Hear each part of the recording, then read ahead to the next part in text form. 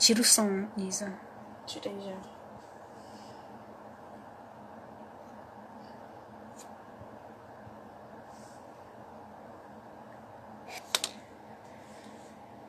Oi, Clara, Cibele, Beta, minha filha Isadora, minha irmã Irenilza. Tudo bem? Vamos aguardar a Cecília entrar para nós iniciarmos a live. Oi, Ana, pelo menos Cibele, pelo menos Maria José, Ana Tereza aí também. Então, vamos todos aguardar Cecília para nós entrarmos, tá? Tem uma grande audiência das filhas das minhas amigas, ex-estagiários, então estamos super bem. Minha irmãzinha também está aí, então...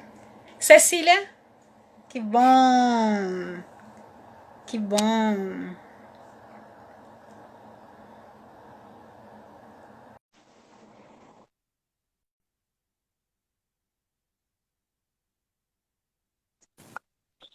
Olá, Ótimo, olá, tudo bem?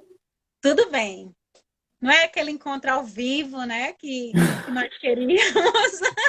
Mas é o que tem para hoje. É o possível para hoje. E, Isso, aliás, até por conta dele que nós tivemos essa proximidade, né? Já tem um tempo isso. aí essa. Bom, estamos aqui pelo Coletivo Transforma, então vou primeiramente agradecer a oportunidade ao coletivo, que é um coletivo feito por membros do Ministério Público, tanto estadual como da União, e que nós, enquanto grupo, temos essa missão, temos esse ânimo para cuidar bem da democracia, da cidadania. E temos já uma live às quartas-feiras fixas, depois desse período pandêmico, e hoje nós estamos inaugurando uma live às segundas-feiras, que nós trataremos até o mês de julho todo de algumas questões ligadas a preconceitos, questões ligadas ao racismo e a outros tipos de violências que permeiam a diversidade. Bom, e Cecília como diz minha filha, olha, o Emicida segue ela. Aí eu digo, Emicida que tem que se dar por satisfeito por deixar ser seguido por Cecília, né? Então, Cecília é especialista em segurança pública, então é essa figura que, de vez em quando, sai de trás de ser jornalista para ser a entrevistada, porque ela termina aparecendo mesmo, porque é uma figura bem conhecida, é jornalista pós-graduada em criminalidade e segurança pública, fez aí, vira e mexe, nós ouvimos falar no AP Fogo Cruzado, essa ideia aí foi dela, e hoje eu me sinto bem à vontade também, porque Recife também tá nessa linha do AP, né, de fazer essa pesquisa, né?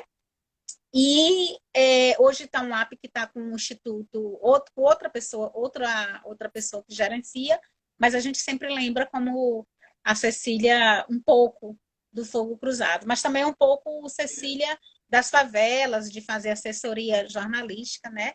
Então estamos bem à vontade com Cecília. Bom, a pergunta de hoje é uma pergunta que ela nos deixa até, até nos indagando se é uma pergunta, né? E aí, hoje nós estamos em posições invertidas, Cecília, porque né, geralmente eu, do lugar onde eu atuo, né, que aí como minha função, né, como promotora de justiça, eu sempre, às vezes, ou eu vou dar palestra, ou eu vou ser a entrevistada, e você sempre sendo a jornalista. Então, vamos inverter um pouco, e hoje você é a minha, e nossa, aliás, do coletivo, nossa entrevistada. E aí, olha, só quero dizer uma coisa, Cecília, botei todos os estagiários para assistir, viu? Tem um monte aí, viu? E os filhos das amigas, e os amigos dos filhos também, então aí, viu? Então, Eu queria começar por algo recente, até porque entrevistar jornalista é ótimo, tudo é recente, né? Um pouco, um pouco. Tá tudo ali. Que foi um comentário que a Leila, acho que é Sterenberg, a pronúncia, né? Disse ao vivo agora, dia 30 de maio. Eu vou ler o que ela falou durante uma transmissão ao vivo da manifestação que estava tendo nas cidades norte-americanas. E ela disse assim, a cena, ao narrar um branco sendo truculento com um homem negro, e ela disse o seguinte, abre aspas, a gente supõe que tenha sido alguém, talvez até querendo bater carteira. A gente não sabe por que motivo. Se ele estava tentando roubar alguém, a gente não tem detalhes. Isso diz muito respeito a você. E a outra frase que eu lembro, que foi quando a família João Pedro se manifestou sobre a morte dele, eles disseram assim, a polícia não matou apenas João Pedro. A polícia matou uma família. E eu só quero justiça. E essa Cecília, que tem uma frase que eu acho fantástica, né? O jornalismo me obriga. Pode responder assim, a imprensa é parte da engrenagem na manutenção, na reprodução desse racismo? Absolutamente. Não existiria o racismo estrutural nos moldes que a gente vê se não fosse corroborado pela imprensa. Porque a imprensa ela tem essa responsabilidade de levar essas coisas embaladas desse jeito para a nossa casa todo dia. Então você vai consumindo aquilo ali diariamente. Então a gente consome, por exemplo, de uma forma muito despretensiosa, como foi aquele comercial. Eu não vou lembrar qual era o comercial. Acho que era comercial de alguma carne no Natal, que naturalizava a família branca sendo caridosa, doando. Eu acho que era um Chester, alguma coisa assim, para uma família negra. E aí você vê isso Sim. descaradamente, e essa é a forma light, vamos dizer assim. Mas você vê isso descaradamente nos programas policialescos, né? A gente viu isso funcionar muito didaticamente quando a Sari, é Sari o nome da patroa que deixou a criança cair? Sim, Isso. sim. Que teve o nome dela poupado, inclusive nesses programas policiais. Isso, na verdade, é o que deve ser feito. O nome de ninguém deve ser estampado enquanto as investigações não chegam ao fim. Isso seria o ideal. Mas por que só o nome da Sari é poupado e os outros a gente vê aqueles agitadores de palco passando com a faixa CPF cancelado?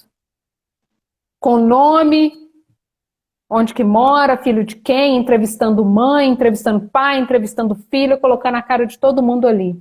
Então, a gente vê muito bem para quem que isso serve e quando é que essas leis e regulamentações são respeitadas. Porque é muito fácil você ter a noção que a Sari, sendo esposa de um prefeito, vai conseguir te processar se você fizer alguma coisa que ela não goste com o nome dela. Diferentemente de uma pessoa pobre que vai ter a cara estampada ali e vai correr atrás dessa justiça como? Vai pagar advogado como? Você tem dinheiro para você pagar advogado? Para poder ficar pendurado ali na justiça 1 ano, 2 anos, 3 anos, porque acesso à justiça é uma coisa cara, não é assim simples, né? Obviamente você tem a defensoria, mas que está sempre sobrecarregada com crimes, com vítimas mais palpáveis, né? Não que a história dessas pessoas não as vitimize, mas assim, pega muito caso de homicídio, de tráfico, então assim, eles priorizam outras demandas. Como que isso pode funcionar, né? Então você vê essa engrenagem do racismo estrutural funcionando perfeitamente com a ajuda da imprensa.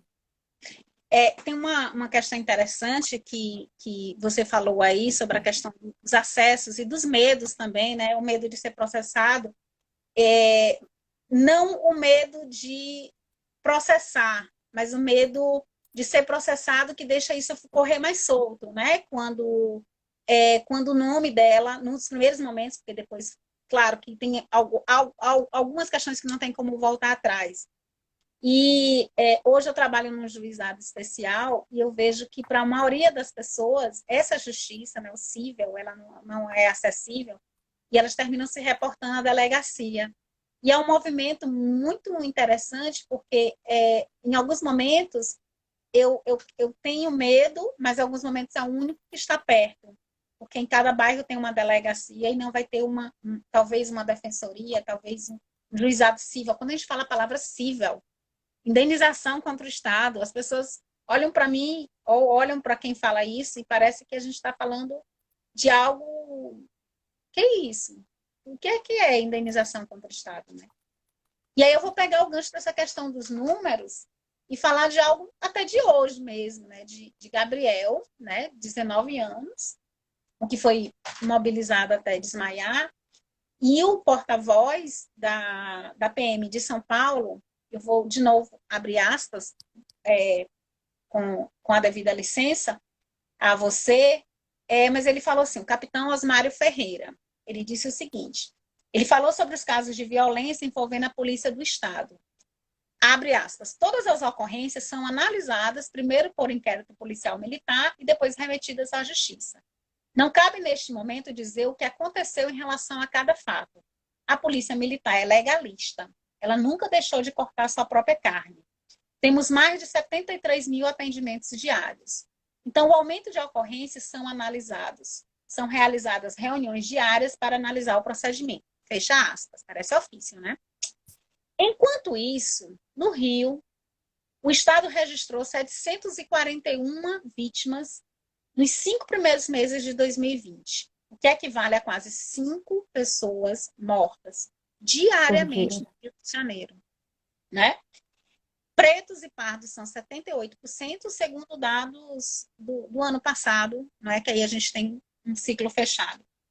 De toda a série histórica registrada pelo ISP, né, o Instituto de Segurança Pública do Rio de Janeiro, esse foi o maior número de vítimas causadas por policiais no Rio de Janeiro nos 5 primeiros anos, desde 1998. Então, essa mesma Cecília, que entrevistou Levi Miranda, que acompanhou com tanta emoção, né, que nos deixou ano passado, em novembro, e que acompanhou, que homem bravo, né? Assim, e ele falava muito de cenas de crimes fraudados, ele não falava, ele periciava, né? Ele provava. Provava, né? Levi provava. Então, desses 741 números, quem não conseguiu ser número? Quem foi Ágata? Quem foi João Pedro? Quem foi Evaristo?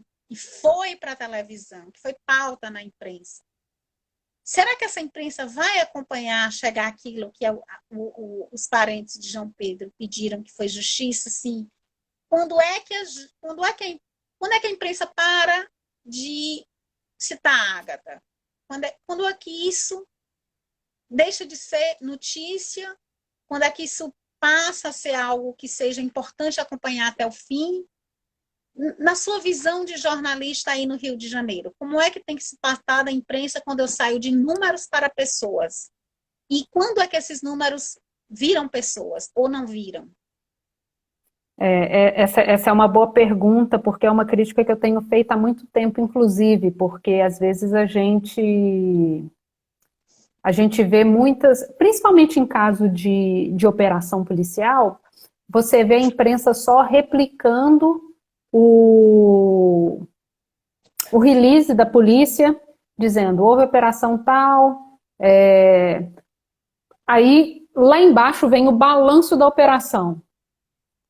Vamos supor, 30 quilos de cocaína, 3 armas, 4 mortos, 2 feridos. Entra tudo num pacote só. Como se aquilo ali fosse tipo, é tudo coisa mesmo, sabe?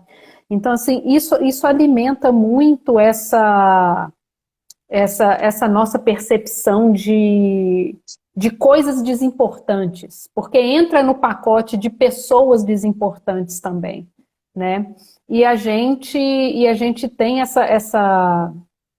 gente tem muito essa coisa do quem merece morrer, né? Porque estava fazendo algo que não devia, estava acontecendo alguma coisa ali, e fazer o quê? Aconteceu, né? Mas essa naturalização permite que, que você naturalize as operações dessa forma que vitimam outras pessoas. E isso não significa que quem tinha culpa tinha que ser exterminado, não, como a gente viu num vídeo que saiu essa tarde ali da Polícia Militar de São Paulo. Não, não é isso que significa. Mas significa que a gente naturaliza isso agora contra o outro e amanhã está na sua porta. Porque você não sabe onde é que você está andando, se amanhã você está andando no lugar errado, passando perto de uma pessoa que está sendo procurada por alguém e que vai ser exterminada, e você entra na linha de tiro. Então, assim, você normatiza esse tipo de ação violenta que pode te vitimar amanhã, né? Aqui no Rio tem muito essa situação das operações que entram no lugar e já vai passando fogo mesmo. E acontece como aconteceu com o João Pedro. O João Pedro, ele não estava nem no portão de casa, ele estava do portão para dentro. Mas o lugar onde ele mora é o lugar onde esse tipo de coisa acontece, né?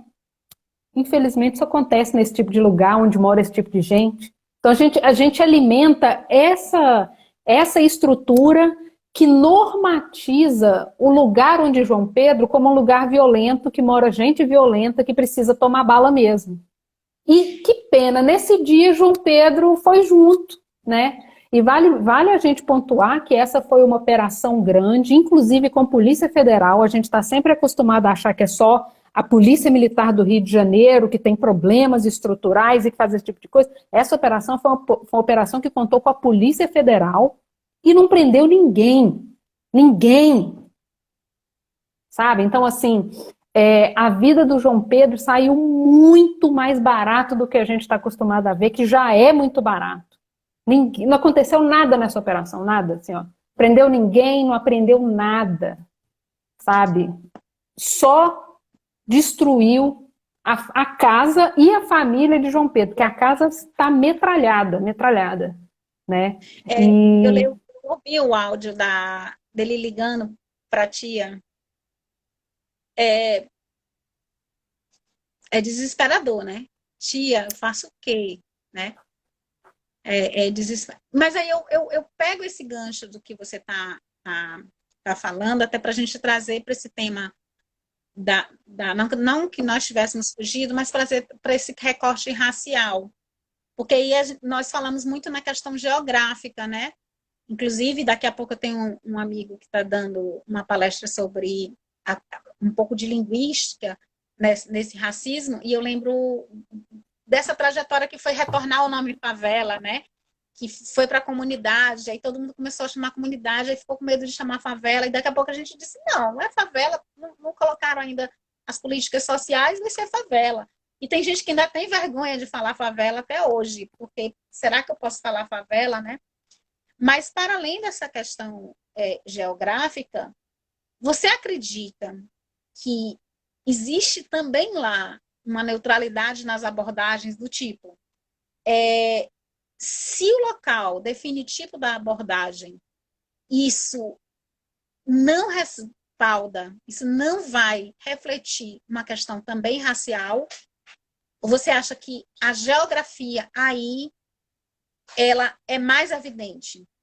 Por que eu estou te perguntando isso? porque muitas vezes algumas pessoas acreditam que algumas questões são apenas sociais, não conseguem ver a discriminação racial aí. Você que está lá dentro das favelas e é jornalista e faz assessoria, às vezes, de comunicação, tem horas que isso se confunde, tem horas que é racismo, ou não se confunde, e a maioria é ainda racista, mesmo dentro de um local geograficamente identificado como um local de maior truculência na abordagem. Existe um termo que academicamente define essa situação, que é o racismo ambiental, né? Que trata, que conceitua isso de forma a mostrar que estes são os ambientes onde moram majoritariamente pessoas negras e que tem uma negligência total em relação aos serviços públicos. Então, assim, falta tudo, né? Falta desde de saneamento básico, uma escola de qualidade, um posto de saúde adequado, creche, falta tudo isso, né? E esse bairro, ele é um bairro pobre, ele é um bairro onde as pessoas pobres são majoritariamente negras. Então, assim, isso é um combo, é um bairro onde existem majoritariamente pessoas negras pobres, né? Então, você tem isso de forma muito delineada em bairros populares, periferias e favelas. Mas isso te dá permissão para dizer que existe neutralidade racial nas abordagens? Absolutamente nenhuma situação, em nenhum relacionamento social nosso existe neutralidade. Não acredito em neutralidade em nenhuma esfera nunca, né? Nós não somos neutros, nós não somos... todos nós temos as nossas bagagens culturais. Então, assim, você pode ser ensinado, você pode aprender várias coisas, mas você vai aprender tudo isso de uma forma e eu vou aprender de outro, porque eu tenho uma carga social e você tem outra. Você vem de outro lugar, sua família é outra, você convive com outras pessoas, mora em outros bairros. Isso te forma, assim como isso me forma. E nós somos formados de formas diferentes e a gente enxerga coisas de formas diferentes, aborda situações de coisas diferentes. E em relação a essa questão da abordagem da polícia em si, você tem a cultura que é te ensinada na academia, que é alimentada, retroalimentada, inclusive, por esses policiais, por esses programas policiais, né, que usam, inclusive, as mesmas linguagens que policiais usam, é realmente são muito conectados nesse sentido. Então, você vê agora, por exemplo, essa questão dos policiais que foram eleitos, e quando você vê eles nessas transmissões online, você enxerga esse tom dos programas policiais certinho, assim, você vê. Houve um intercâmbio ali de uma forma que parece realmente só um puxadinho desses programas, é muito similar. Então, você tem essa corrente funcionando muito bem, sempre nos mesmos lugares, contra as mesmas pessoas, e uma ponta da cadeia legitimando a ação da outra. Pode chamar de vagabundo, sim, pode chamar de meliante, sim, e aí você vê essa troca e você vê quem são os vagabundos, quem são os meliantes que aparecem na nossa tela. Nunca é uma pessoa lourinha, de olho claro, bonitinha ali, aos olhos dessas pessoas, né? A gente vê muito isso quando acontece casos de de pessoas que não moram em bairros pobres e não são, com todas as aspas, não tem cara de bandido, né? Aí, quando você vai ver as manchetes, a manchete é jovem foi preso com não sei o quê, estudante de direito foi preso fazendo não sei o que lá, morador de bairro tal foi preso dessa forma. Então, assim, você vê todas essas sutilezas, esses cuidados e esses preconceitos sendo escritos diariamente e ali alimentando a cadeia. Inclusive, tem uma questão que você tocou agora, que eu acho que permeia também um pouco o que tem acontecido ultimamente conosco. E aí eu falo de uma maneira geral, que é comparar um pouco o racismo dos Estados Unidos com o racismo no Brasil.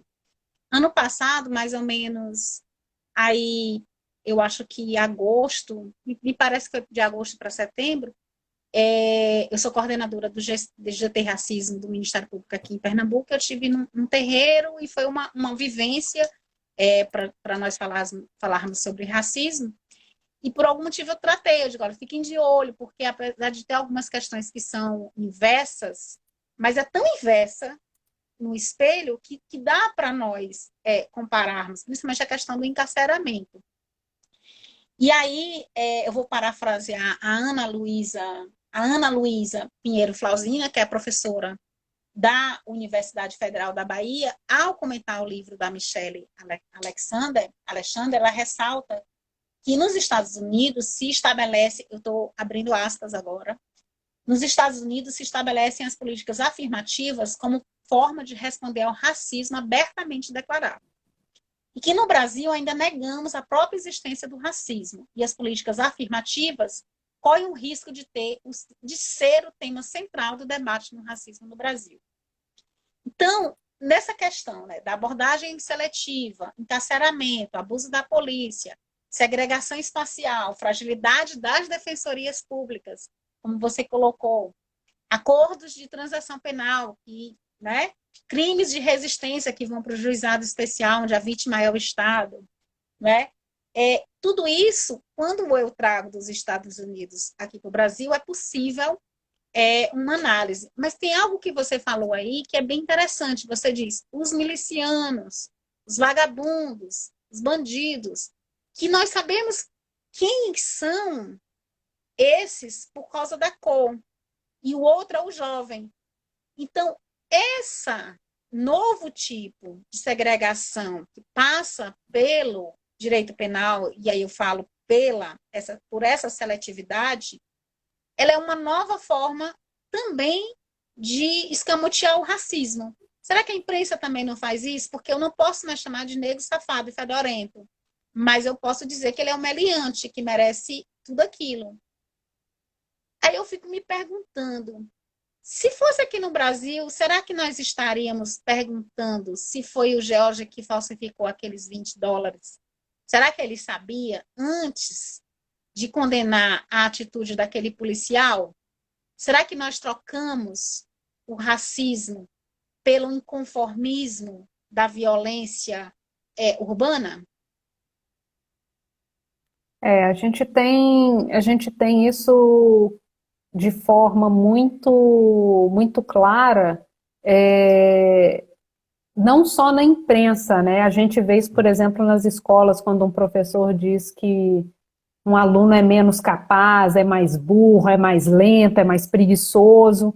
Então, a gente vê isso em vários campos diferentes, com abordagens diferentes, mas sempre direcionado à mesma pessoa, a mesmo tipo de pessoa, né? Com as pessoas da mesma cor, né?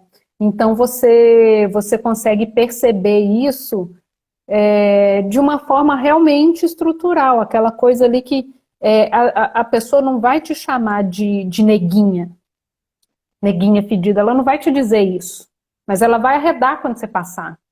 Se ela for a gerente do RH, ela vai achar que outra pessoa vou contratar essa pessoa, não com esse cabelo desgrenhado, Vou contratar, mas essa pessoa parece que ela tá mal arrumada. Olha a outra com o cabelo todo assentadinho, arrumadinho, mais apresentável, que é o que a gente chama de quê? Boa Opa. aparência, né? Então a gente tem essa cadeia funcionando aí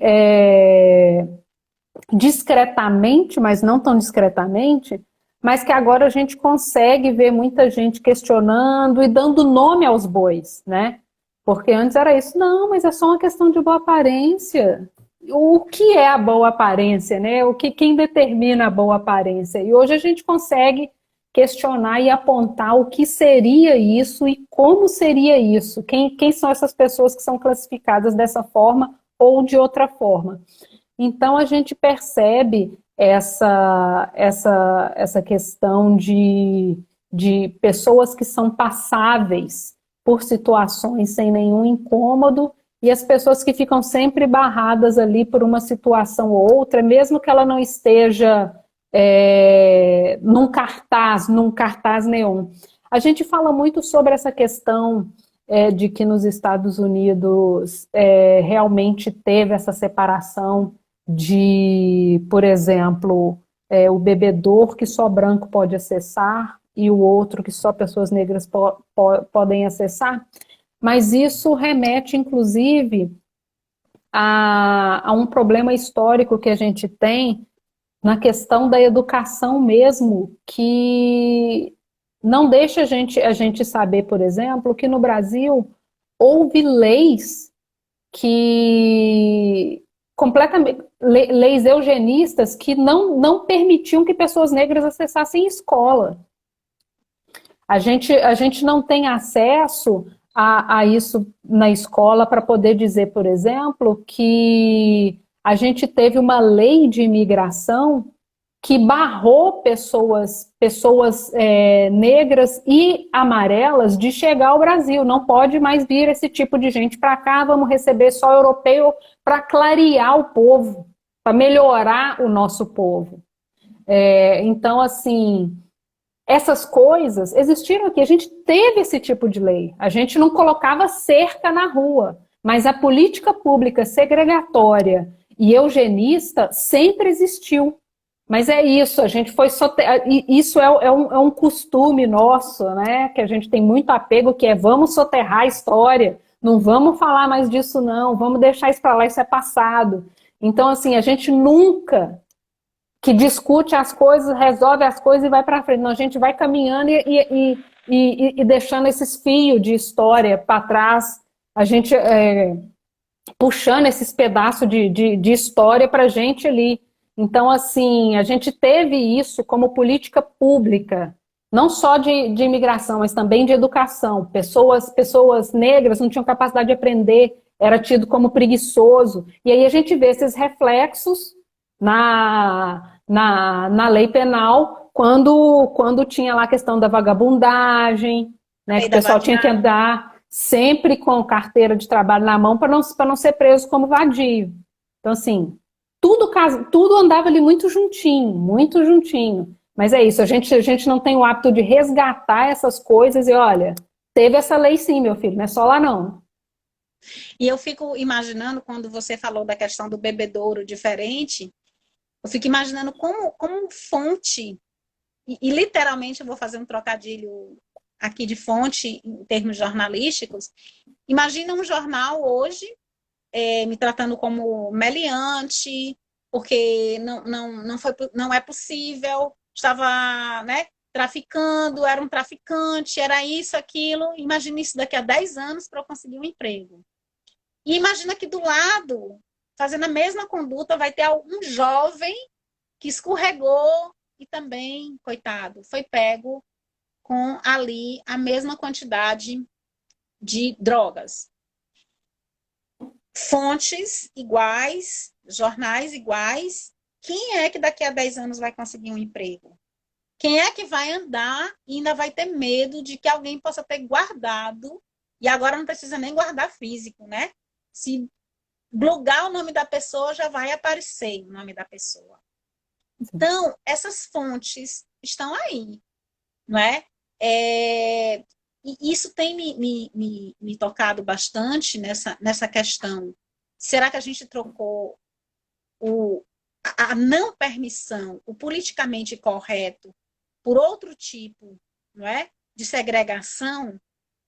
Será que isso tudo não está sendo para poder soltar a fera que existe dentro de nós, que permitia que nós fôssemos racistas declaradamente, e hoje é mais fácil falar do criminoso, sem dar a ele a chance de resposta, né? Lembrando que 40% do nosso sistema prisional ainda é de presos provisórios, não é? Então, essas fontes eu acho que ainda existe. E aí eu tenho uma curiosidade, eu acho que você respondeu um pouco, mas como é que você está usando esse estudo, como é que você está fazendo no seu dia a dia nessa comparação desse racismo de lá e de cá, dos Estados Unidos e daqui? E como você se sente em que quando vê que o jornal se ocupa muito mais em falar do racismo do lado de lá do que do de cá na grande imprensa? Eu acho que somado a todas as questões, né, tem, tem mais uma coisa que é a gente achar mais importante o que acontece fora, né? Então você acha importantíssimo cobrir o que acontece nos Estados Unidos como se fosse diferente do que acontece aqui diariamente, né? Então, a gente teve uma cobertura exaustiva do caso do George Floyd, como tem que ser, realmente, obviamente, é um caso de repercussão mundial, mas a gente não dá, não o mesmo destaque, porque, obviamente, tem pesos diferentes, é um acontecimento mundial, praticamente, mas a gente tem esse tipo de situação aqui diariamente, diariamente. E isso também é uma coisa, porque isso acontece lá com uma frequência muito menor do que acontece aqui. Então a gente, inclusive, não consegue nem cobrir todos os casos diários. Então, hoje, se eu não me engano, foi ontem que foi divulgado um caso em São Paulo, que foi assim, muito, muito, muito parecido com o caso do George Floyd, porque o policial deu mata-leão no rapaz, em São Paulo, o Gabriel, rapaz né? caiu desacordado, e depois ele retomou meio assim a consciência e o policial ajoelhou no peito dele e ele foi se debatendo, debatendo, debatendo ali. E é um caso similar, similar, né? E isso não teve a repercussão. Eu estou aqui na internet o dia inteiro, eu não vi uma repercussão desse tamanho. E tipo, temos o vídeo, Um vídeo. temos o policial em cima do cara, o cara debatendo. Por que que isso Mas não te importa, né? mas é por isso que eu imagino, e aí a provocação é nesse sentido mesmo. Me parece que importa quando eu consigo provar que eu tinha uma carteira assinada, que eu não tinha antecedentes, que eu não era o menino que estava pulando aquele galpão, eram outros meninos que estavam pulando aquele galpão, não é? Porque se fossem os meninos que estivessem pulando o galpão, talvez as pessoas não estivessem preocupadas. Me parece que quando você dá uma permissão para fazer tudo isso com o criminoso, você, você trocou o racismo por um permissismo penal. Então, eu posso falar do bandido sem nenhum filtro. Eu posso colocar minha raiva para fora. E aí, o caso do Gabriel, o rapaz de 19 anos de ontem, mas ele não parou a moto. O que a polícia poderia ter feito? E Não acho que é? tem também a coisa do tipo, lá é uma coisa distante a ponto do tipo, você não tem que cobrar isso de ninguém, você está só reportando. Aqui você tem que questionar a polícia, você vai ter que questionar o ouvidor, você vai ter que questionar o Dória, você vai ter que apertar essas pessoas com as quais você vai cruzar amanhã em outra entrevista. Então você não quer se indispor também, né? E aí você tem que... Qual a diferença entre eu dizer, ah, porque o Trump falou que... Eu não estou entrevistando o Trump. Ah, porque o governador de Nova York disse que... Ah, porque o governador de... É muito diferente do eu ter que ir lá e apertar o Dória e cobrar o Dória e falar, olha, a sua polícia fez isso é um absurdo, não tem desculpa, o cara estava desarmado, o cara estava no chão, o cara estava entregue. Ainda tem esse peso completamente diferente de que, olha, agora você vai ter que enfrentar, porque aqui é na sua casa. É a diferença entre você comentar o que está acontecendo na casa do vizinho, olha só, você viu, menino, o que aconteceu lá? Aconteceu isso, você viu o que o fulano fez? Pois é, né? Horrível, não devia ter feito aquilo. Quando acontece na sua casa, o negócio é outro. Porque você tem que tomar providência. Você tem que arrumar, você vai ter que resolver. É na sua casa. E Cecília, e como é falar da sua casa? Como é uma Cecília, que é uma jornalista de segurança pública, como é circular nesse Rio de Janeiro em que você faz tantas denúncias? Olha, Só um eu... detalhe, só antes de falar, mas também é uma mesma Cecília, porque você sabe que eu te acompanho há muito tempo, né? Nas redes sociais, né? E terminou sendo uma coisa que quase um dia a gente se encontra, não se encontrou no Rio, mas foi de tão pequenininho, tão do comecinho ali que eu te acompanho, né? E você sabe que é uma admiração muito grande. Você também é alguém que pontua muito a vulnerabilidade do policial que é colocado nos morros sem o devido aparato, sem a devida política pública que iria acompanhar as UPPs. Eu vejo que você reclama muito quando morre um policial, você coloca também as circunstâncias em que ele foi deixado lá. Eu sinto que você também tem esse outro olhar sobre a polícia, que você pontua muito. Mas você também denuncia muito.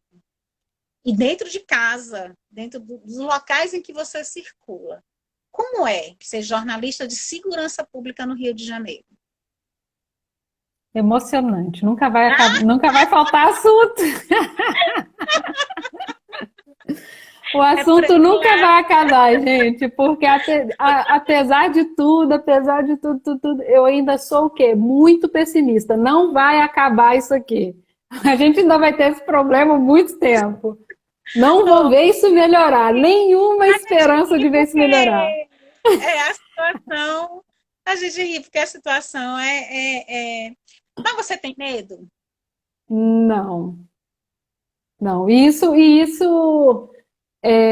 varia, na verdade, sabe? Porque depende do que você faz, como você faz, você se sente mais seguro. Mas o risco, ele pode de fato ser iminente, né? Outro dia eu estava comentando com uma colega que está cobrindo o caso, que está cobrindo os Bolsonaro, eu falei, nossa, sou muito mais cobrir o tráfico, muito mais seguro. Eu me sinto muito melhor, muito mais tranquila, sabe? Então, assim, inclusive depende dessa, dessa sua percepção do que você acha assim que é mais limpinho, é mais ok, não, eu tô cobrindo política. Eu falei, meu filho, você que acha que é mais tranquilo, sabe?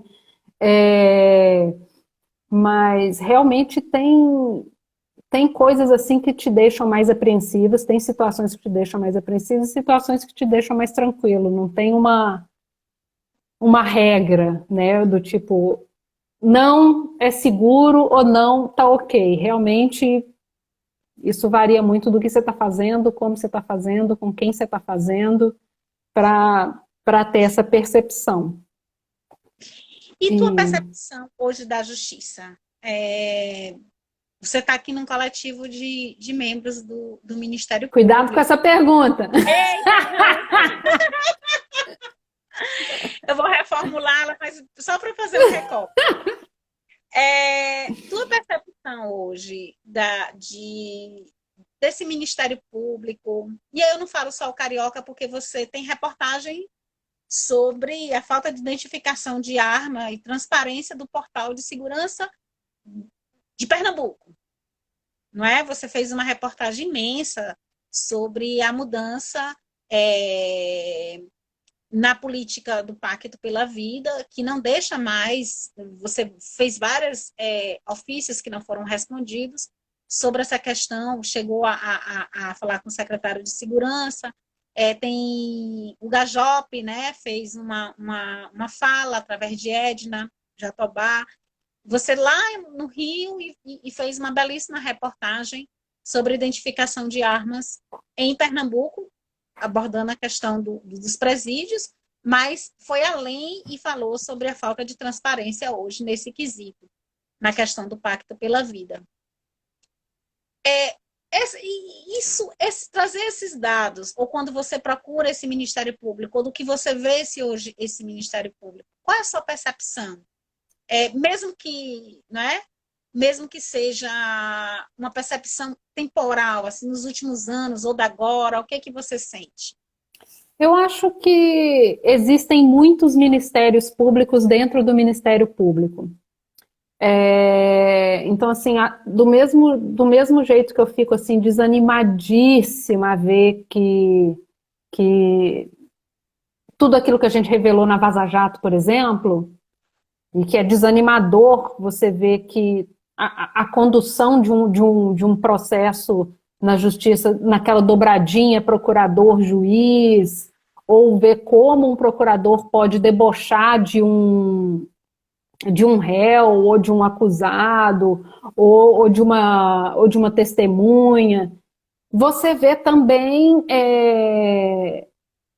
pessoas dentro do Ministério Público que são extremamente comprometidas. Eu acompanho muito, por exemplo, o Ministério Público da Paraíba, falando agora porque você trouxe essa questão do armamento, e o pessoal ali, eles têm um trabalho assim, tentando mesmo fazer a rastreabilidade de armamento funcionar. O procurador lá da Paraíba que está tentando fazer isso desembolar, levantar dados. Então, assim, você tem muitos ministérios públicos dentro de uma única instituição do MP.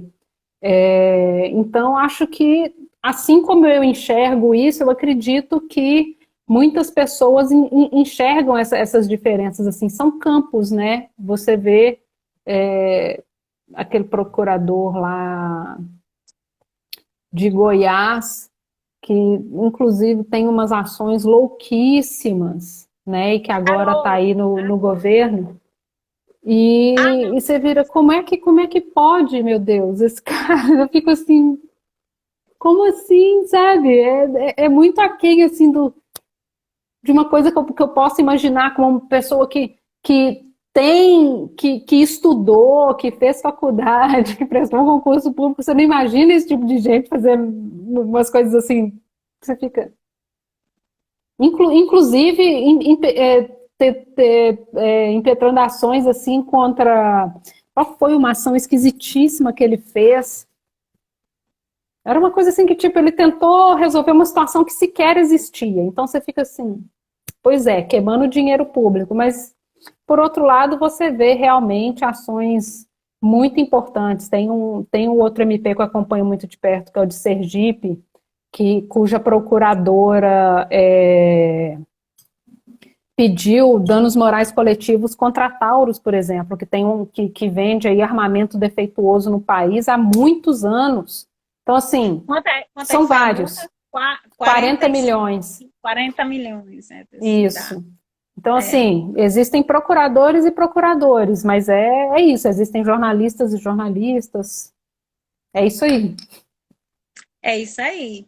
Nós temos 10 minutos, e aí para nós tiveram vários comentários, né? Claro que vira e mexe apareceu um pouco da questão do caso Miguel, do menino daqui, e outras questões, né, ligadas a essa questão do racismo. Eu vou deixar para você fazer algumas considerações finais, só para não dar esse gostinho do Instagram cortar a gente corta ele.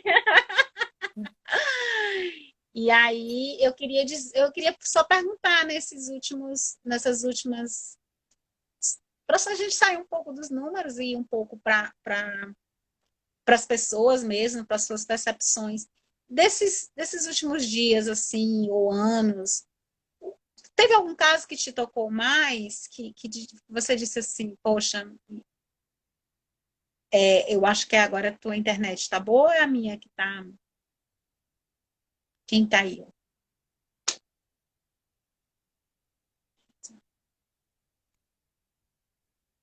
Dá para ver se foi eu ou era Isadora? Ah, então foi ela. Olha, só para dizer, eu acho que ela volta já. Só para dizer que vai ficar salvo no vai ficar salvo no IGT, né? IGVT, IGTV vai ficar salvo no IGTV e foi Cecília que caiu. Vai ficar salvo e nós teremos oportunidade de assistir. Eu acho que ela vai voltar de novo. Vamos aguardar só um pouco. Bom, enquanto isso, eu falo um pouco até da própria Cecília. Tem algumas reportagens dela que ela fala principalmente dessa questão de segurança pública. Tem uma muito boa para quem são os pernambucanos que nos acompanham. Tem uma sobre a questão das armas aqui em Pernambuco, que está maravilhosa, e as reportagens dela estão no Intercept, ela também está no Twitter, ambas, eu e ela entramos em 2008, então a gente tem uma convivência bem antiga mesmo. Como só faltam 8 minutos, talvez ela entre para nós nos revermos. Foi colocada uma questão que eu queria falar, que foi o Charles colocou sobre novas armas se entrar, o que aconteceria, seria uma boa pergunta para ela. E quero já agradecer, porque se ela entrar vai ser só para se despedir, agradecer a todos que estiveram aqui. Nós ficamos em média com 60 pessoas, para uma live é muito boa, alcançamos até 75, 60 pessoas. É um número bom, mas para além dos números, as participações foram excelentes, e o MP transforma. Voltou.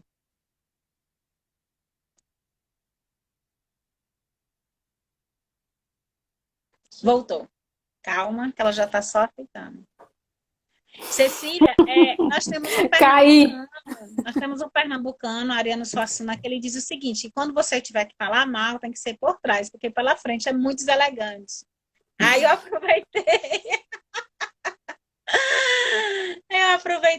Bom, eu praticamente já agradeci em nome do MP Transforma, mas tem uma pergunta que eu gostaria de repassar, que foi Charles Pierre, um caro amigo que fez, sobre essa questão, e se permitir essas armas todas aí? Eu queria fazer live rindo porque é para chorar. Ai, né? Meu Deus. Não, eu tô rindo porque assim, chorar já não adianta mais, sabe? Mas é interessante a gente ver que, tipo, o MPF entrou pesado nisso, ele enxergou a interferência do Bolsonaro no Exército para poder revogar as portarias sobre rastreabilidade de armas e munições. O MPF também está de olho na questão do aumento de permissões para as pessoas terem mais armas e mais munições.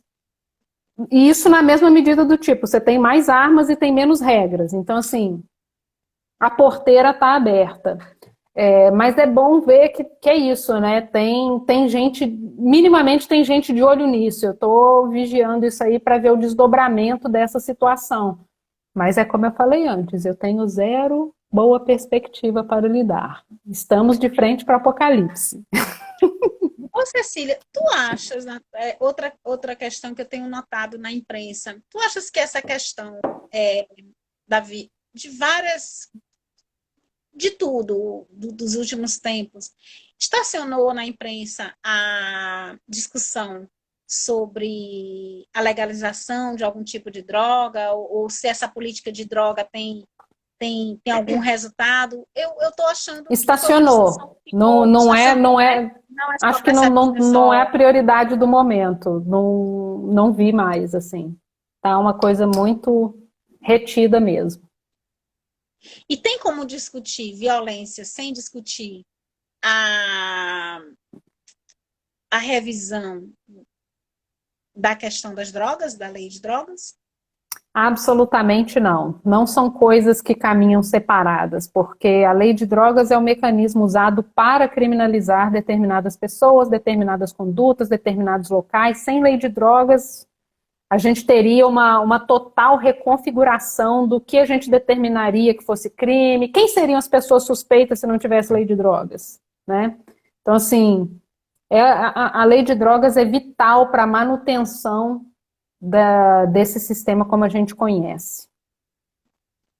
Pronto, então eu quero agradecer imensamente em nome do coletivo, dizer que nós estaremos aqui enquanto coletivo todas as segundas, já estamos nas quartas, na live, mas todas as segundas nós estaremos aqui trazendo esses debates que fazem esse recorte racial daqui até o final do mês de julho. Atentos também para não ser só pontual, não é? Uma questão que o coletivo pontuou, né, em relação a essa permanência do recorte, não é algo, né, que seja, porque está em voga e a gente vai chamar as pretas e as pretas vão falar só nesse momento. Não é isso, não é? Se bem que duas pretas juntas é bom também, né? É bom demais. E agradecer demais a Cecília essa disponibilidade imensa, né? Já que a Emicida segue você, você é quase a estrela mais do que ele que se quiser siga você. Então, né? Pode fazer suas considerações finais para que nós possamos encerrar. Grata de coração. Massa, eu agradeço o convite.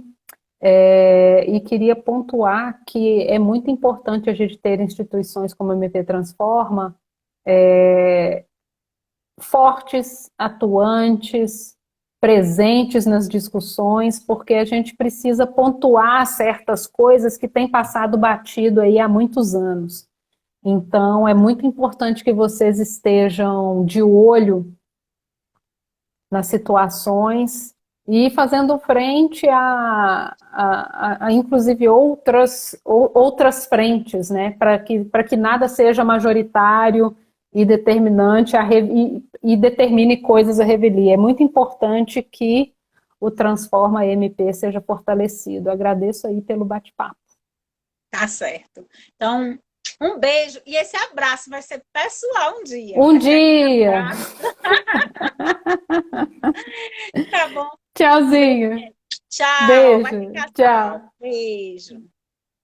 Tu sei que deixa salvo. Uhum.